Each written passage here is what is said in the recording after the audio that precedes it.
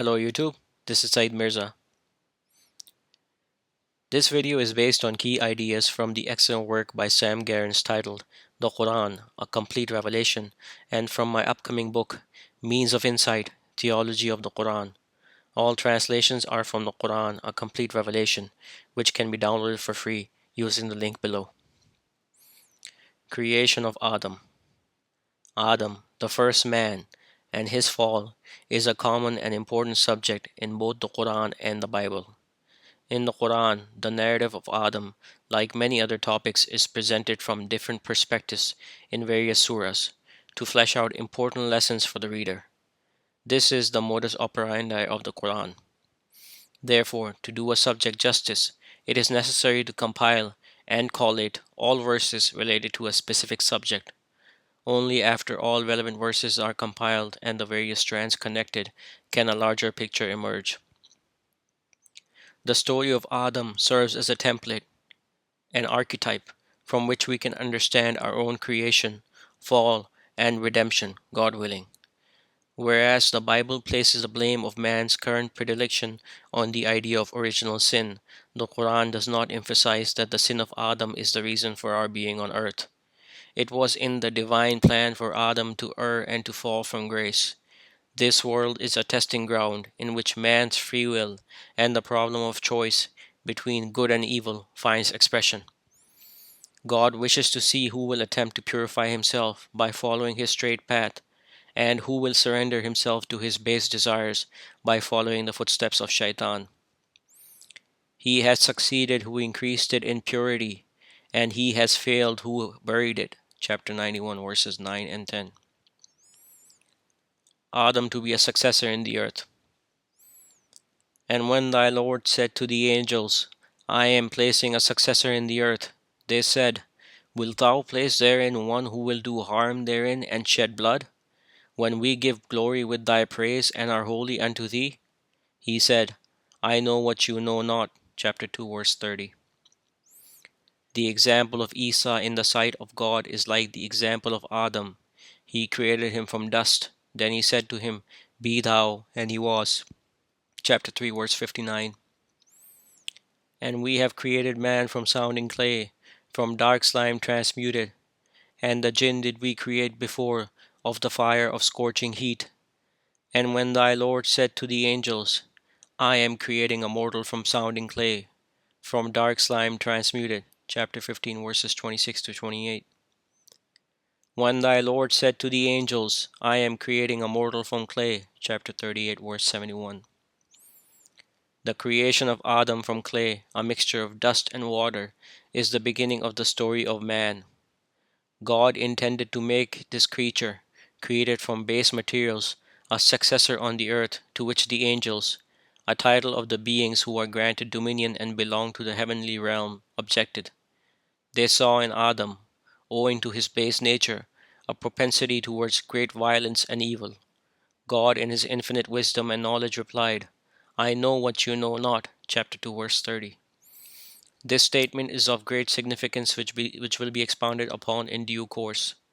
What is clear is that Adam was a mortal, as in he would live and die, and have in him the inclination to do harm and shed blood, which is in contrast to the angels who by virtue of their station glorify God, are holy unto him, and only act by his command. And he taught Adam the names, all of them. Then presented he them to the angels and said, Tell me the names of these, if you be truthful. They said, Glory be unto thee. We have no knowledge save what thou hast taught us. Thou art the knowing, the wise. He said, O Adam, tell thou them their names. And when he had told them their names, he said, Said I not to you that I know the unseen of the heavens and the earth, and I know what you reveal and what you conceal? Chapter 2, verses 31 to 33. Man's propensity to evil, which is his base nature, is offset by his ability to gain enlightenment and make beneficial decisions of his own volition by the acquisition of knowledge given to him by God. To be clear, I am not implying that man can on his own gain knowledge, as we can see by the phrase, and he taught Adam the names, all of them. chapter 2, verse 31, that it was God who taught man the names and not Adam who acquired the knowledge of these names on his own. The angels in their initial protest looked at the outwardness of Adam and saw in him great evil. They failed to see that this creature, created from slime, could rise above his lowly nature to attain stupendous moral heights and even surpass them. This was by virtue of God breathing into Adam his spirit, Ruh, a conduit by which man could be imparted knowledge by God. It is the Ruh, known also as Jibreel or Gabriel, by which Muhammad was also revealed the Qur'an. We will explore the subject of the Ruh in a later chapter. When God commanded the angels to tell the names of these things, the angels rightly said, "We have no knowledge save what thou hast taught us." Chapter 2, verse 32. They admitted that God is the primal fount of knowledge and that they had not been taught the names of the things in question. Whenever we encounter a new thing, the first thing we do is to name it. We can see that this innate ability to name things, gain knowledge, and to further refine it is what differentiates man from all other beings. The advancement of all knowledge starts with the naming of the phenomena under investigation. Another aspect of this innate knowledge is that man knows perfection, harmony, and symmetry when he sees it. We know when we see a perfect circle that it is a perfect circle. This knowledge of knowing that a perfect circle exists and in what it looks like is the innate knowledge bestowed upon man by God. Whereas beasts have instincts from birth, man gains and refines his knowledge throughout his life. The statements, "I know what you know not," chapter 2, verse 30, and "Said I not to you that I know the unseen of the heavens and the earth," chapter 2, verse 33, refers to this hidden potential of man which was not manifest to the angels. The statement, "I know what you reveal and what you conceal," chapter 2, verse 33, is an allusion to what happens next. And when we said to the angels, "Submit to Adam," then they submitted save Iblees. He refused and was proud, and was of those who spurned guidance while claiming virtue. Chapter 2, verse 34. And we have created you, then have we fashioned you. Then said we to the angels, "Submit to Adam," and they submitted, save Iblees. He was not of those who submit. He said, "What hinders thee that thou dost not submit when I command thee?" Said he, "I am better than he. Thou createdst me of fire, and thou createdst him of clay." Chapter 7, verses 11 and 12. And when I have formed him, and have breathed into him of my spirit, fall down to him in submission. Then the angels submitted, all of them together, save Iblees. He refused to be with those who submit. He said, "O Iblees, what ails thee that thou art not with those who submit?" Said he, "I am not one to submit to a mortal, whom thou hast created from sounding clay, from dark slime transmuted." Chapter 15, verses 29 to 33. And when we said to the angels, "Submit to Adam," they submitted, save Iblees. He said, "Shall I submit to what thou hast created of clay?" Chapter 17, verses 61. And when we said to the angels, "Submit to Adam," then they submitted, save Iblees. He was of the jinn, and was wantonly perfidious against the command of his Lord. "Take you him and his progeny as allies instead of me, and they are an enemy to you, evil in exchange for the wrongdoers." Chapter 18, verse 50. And when we said to the angels, "Submit to Adam," then they submitted, save Iblees. He refused. Chapter 20, verse 116. Then when I have formed him and breathed into him of my spirit, fall down to him in submission. And the angels submitted, all of them together, save Iblees. He was proud, and was of those who spurned guidance while claiming virtue. He said, "O Iblees, what hinders thee from submitting to what which I have created with my hands? Art thou become proud, or art thou of the exalted?" Said he, "I am better than he. Thou createdst me of fire, and him didst thou create of clay." Chapter 38, verses 72 through 76. There are many insights to gain from the above verses. I know what you reveal and what you conceal, chapter 2, verse 33, surely refers to exposing the pride hidden within Iblis. It is clear that Iblis, who was of the jinn and created from fire, was part of the angelic realm. It would otherwise make no sense for God to command the angels to submit to Adam and Iblis to disobey that command. His cardinal sin was of being proud. This is an important point. The Qur'an in many instances impresses upon the reader that arrogance, pride, and glory in oneself is the most heinous sin, as it leads to rebelliousness to God. This pride is also a hallmark of those who spurn guidance while claiming virtue. God commanded the angels to submit to Adam because God breathed into him of his ruh, which is the conduit by which God imparted knowledge to Adam. However, it is important that I clarify that simply gaining knowledge is not what makes man the best of creatures. He is to derive wisdom from this knowledge and fear God. He is to then put this fear of God into action by doing deeds of righteousness. The Quran in many places states that those who heed warning and do deeds of righteousness are the best of creatures. And among men and beasts and cattle, differing in their hues. Thus they but fear God, the knowledgeable among his servants. God is mighty, forgiving. Chapter 35, verse 28. Those who heed warning and do deeds of righteousness, they are the best of creatures. Chapter 98, verse 7. We have created man in the best form.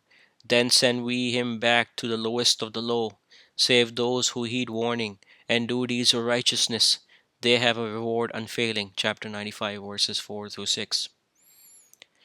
Iblis' fall from the angelic realm. He said, Get thee down therefrom. It is not for thee to be proud therein. Go thou forth. Thou art of those brought low. Chapter 7, verse 13. He said, Go thou forth from hence. Thou art accursed. And the curse is upon thee till the day of judgment. Chapter 15, verses 34 and 35. He said, Go thou forth from hence, for thou art accursed, and my curse is upon thee till the day of judgment. Chapter 38, verses 77 and 78. This is the point where Iblis falls from the heavenly realm and is brought low due to him being proud and rejecting God's command to submit to Adam. Said he, Grant thou me respite until the day they are raised up. He said, Thou art of those granted respite. Said he, Because thou hast sent me astray, I will lie in wait for them on thy straight path.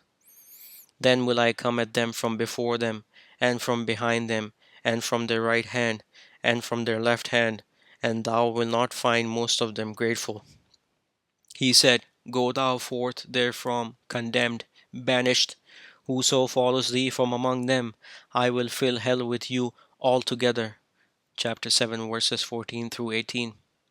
Said he, My Lord, grant thou me respite till the day they are raised. He said, Thou art of those granted respite, till the day of the span appointed. Said he, My Lord, because thou hast sent me astray, I will make it fair to them in the earth, and I will deceive them altogether. Chapter 15, verses 36 to 39. He said, Seest thou this whom thou hast honored above me? If thou grant me respite until the day of resurrection, I will master his progeny, save a few. Said he, Depart thou, and whoso of them follows thee, hell is your reward, an ample reward. And incite thou whom thou canst of them with thy voice, and rally thou horse and foot against them, and partner thou them in their wealth and children, and promise thou them. But the shaitan promises them only deception. Chapter 17, verses 62 through 64. Said he, My Lord, grant thou me respite till the day they are raised. He said, Thou art of those granted respite, till the day of the appointed span. Said he, Then by thy greatness I will deceive them altogether. Save thy pure-hearted servants among them. He said, Then the truth, and the truth do I speak. I will fill hell with thee, and such of them as follow thee altogether. Chapter 38, verses 79 to 85. This then is the test which was set up for man. Iblis has a part to play in the divine plan of God. His power to deceive man is only by permission of God. Iblees blamed God for his fall from grace when it was his own pride and not God that was the result of his expulsion. It is worth noting that proud people always look for others to blame and never look to their own shortcomings and mistakes. Iblis also reveals the many ways he will deceive men from the path of God. This is a point of interest for those who are serious about avoiding his entrapments. Chief among his many methods is to lie in wait for men on the straight path of God. He has done an excellent job on that front. Most people who are interested in religion as a means to follow the straight path of God are confronted with idolatry, superstition, complicated rituals, and false gods. They then either follow these idolatrous practices blindly or grow weary of religions and decide to follow their own inclinations and warped sense of truth and justice. The religions of Christianity, Judaism, and Islam all serve to turn men away from the path of God, which is simple and straightforward. The straight path of God can be found in the Qur'an and to some extent in the Ten Commandments of the Bible. I am indebted to Sam Gerrans for this insight. Iblis, who after his fall is referred to by the archetype Shaitan, is given allowance to rally thou horse and foot against them, chapter 17, verse 64, to put fear in man through his cavalry and forces. In today's world, this manifests in the form of fear of governments, presidents, and kings. Men do not stand up for justice due to the constant threat of persecution.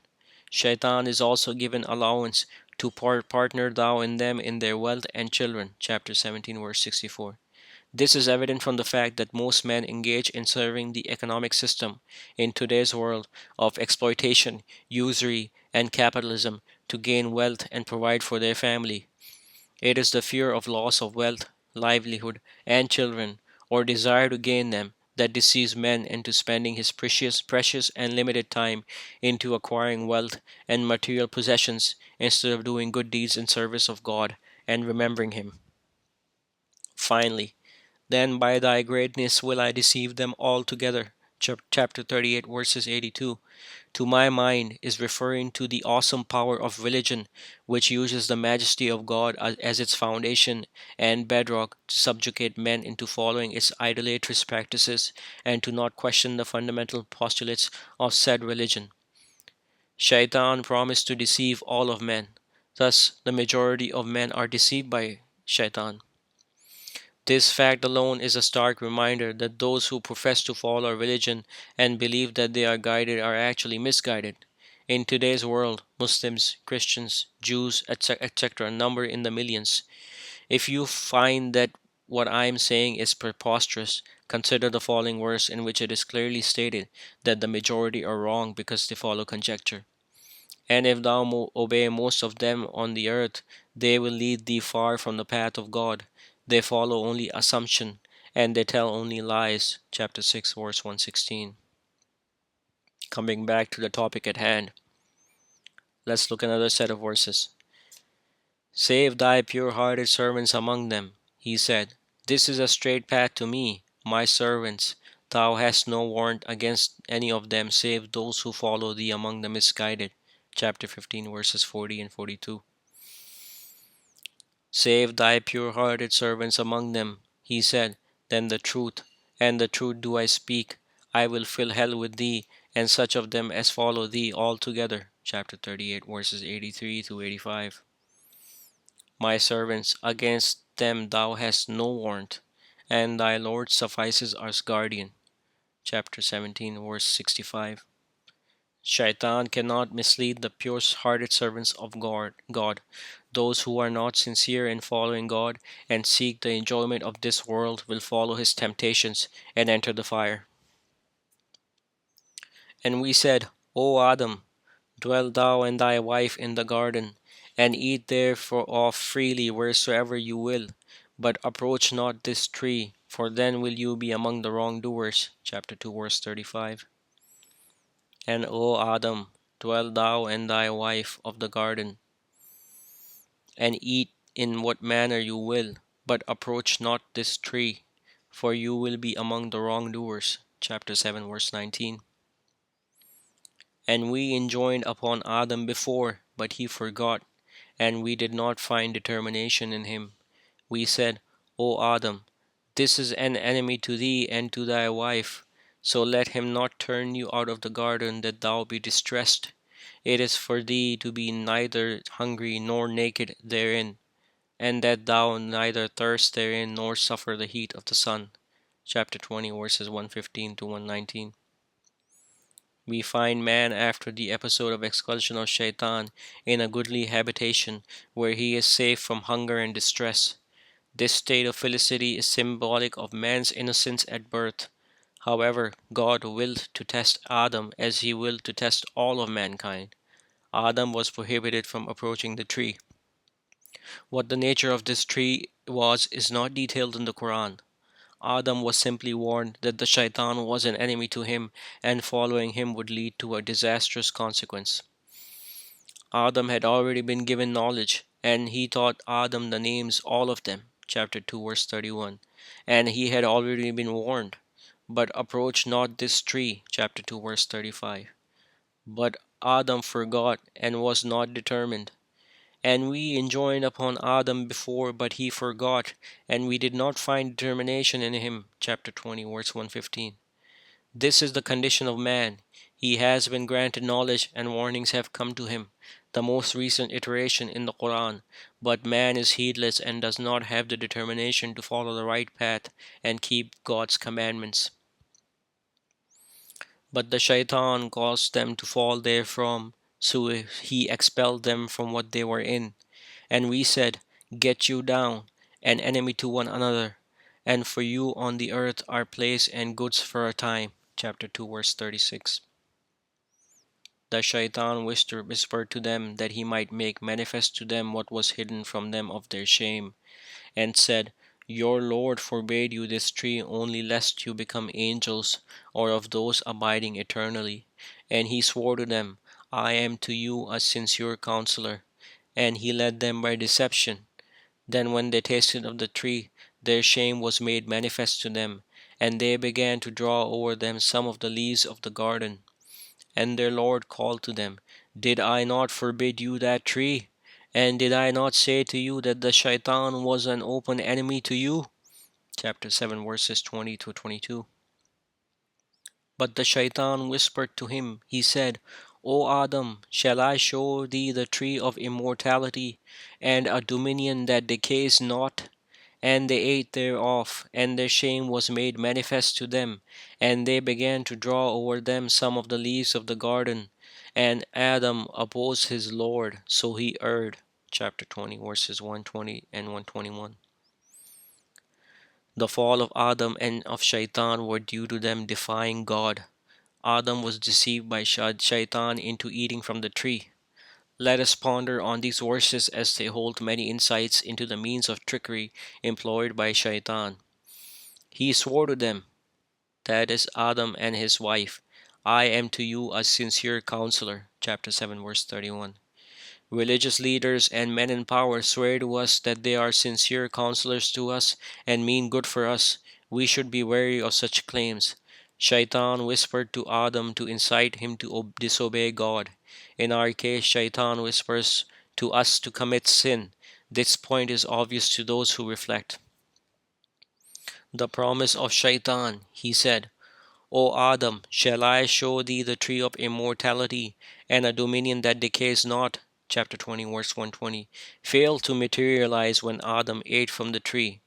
Gnostic religions, also referred to as satanic cults, in their corrupt teachings also teach something similar. They believe that man contains within himself a divine spark, which is realized when he follows his inclinations and desires. Their famous maxim, do what thou wilt, and that the pursuit of such desires and esoteric knowledge can make man transcendent and become a god. God preserve us from such evil inclinations. They wish to impose this foolish dogma on the masses by means of sexualized content and violence broadcast in movies, music, and literature. In today's world, the elites are busy creating AI, artificial intelligence, and cyborgs, believing that they will be able to upload their consciousness into these machines in the near future and transcend this mortal existence and thus attain immortality. This foolish way of thinking is not restricted to the elites. A common man thinks that by hoarding and gathering wealth, no danger can touch him. He is also engaged in building a dominion that will never decay. The desire for progeny is also a powerful instinctual force by which man thinks that he can attain immortality by leaving someone behind in his image. In today's society, everyone is busy in buying products designed to make them look younger. Countless women undergo plastic surgery to keep their youthful appearance. Man thinks that he can put off the inevitable and does not realize that his body is in a constant state of decay and everyone is inexorably marching towards the meeting with their maker.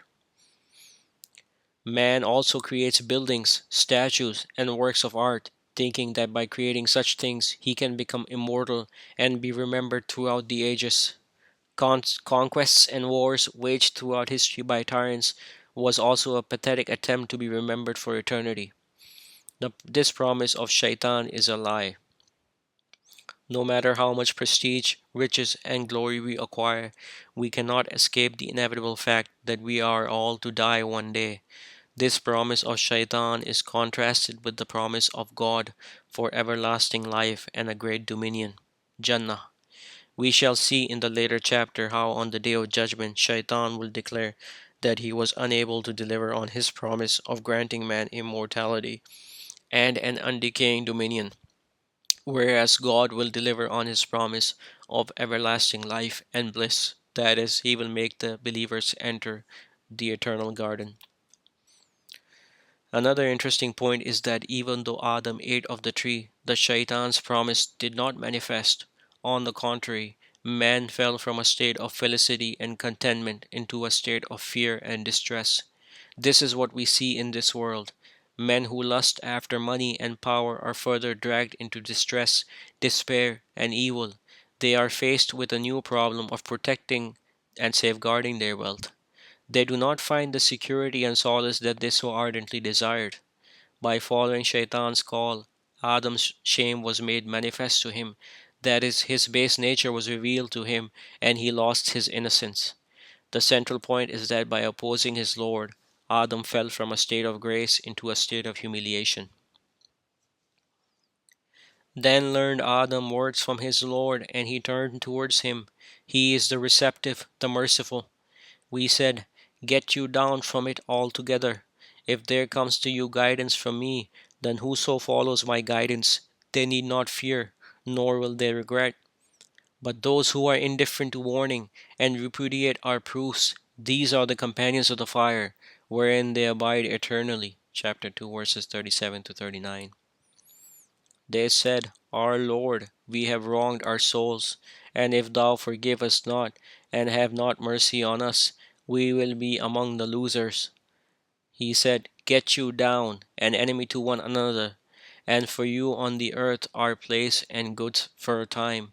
He said, "On it will you live, and on it will you die, and from it will you be brought forth." Chapter 7, verses 23 to 25. Then his Lord chose him, and turned towards him, and guided. He said, "Get you down from it altogether, an enemy to one another. Then if there comes to you guidance from me, whoso follows my guidance, he will neither go astray, nor will he be distressed." Chapter 20, verses 122 and 123. We see in this set of verses one of the salient points in the Qur'an. Then his Lord chose him and turned him towards him and guided. Chapter 20, verse 122. God turned towards Adam and guided him in his infinite mercy. It was not Adam who turned to God first. On the contrary, Adam learned words from his Lord.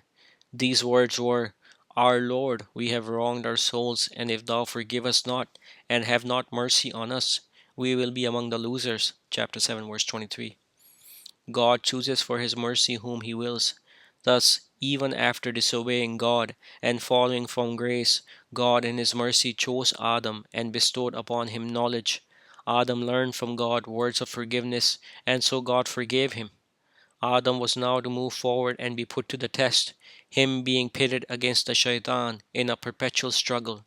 This struggle is meant to refine and further the potential of man, to use reason and purify himself. Depending on how he does in this life, he will be brought forth anew and be granted a station befitting his efforts in the afterlife. We also see God's promise that if there comes to you guidance from me, whoso follows my guidance, he will neither go astray nor will be distressed. Chapter 20, verse 123. Without belaboring the point, it does not say that those who follow a specific Islamic religion will neither go astray or be distressed. The guidance that is being referred to is in the form of a scripture, such as the Torah, Bible, and the Qur'an. The guidance of God, that is His scriptures, is the only means by which we cannot go astray. Adam, an archetype of man. Adam, like Shaitan, who is an archetype of evil, could be considered an archetype for man. Each of us is created from the base material of clay. All vegetation and cattle that we eat comes from this clay. The creation of the sperm and the egg, biological organisms, ultimately springs forth from clay. God blows His ruh into each of us. We are born into this world in a state of innocence. As we grow older, we encounter the evil in this world. We choose to listen to the whispers of Shaitan and lose our innocence. God then chooses some among us and guides them to His straight path by opening up His scripture. The Shaitan and men are eternal enemies. We live on this earth and we will die in it. On the day of resurrection, we will be brought forth from it to answer for our deeds to the eternal Judge. This concludes the video about the creation of Adam. I hope this presentation motivates you to study God's final scripture carefully and honestly and sincerely. May God guide you to His straight path. Peace be upon you.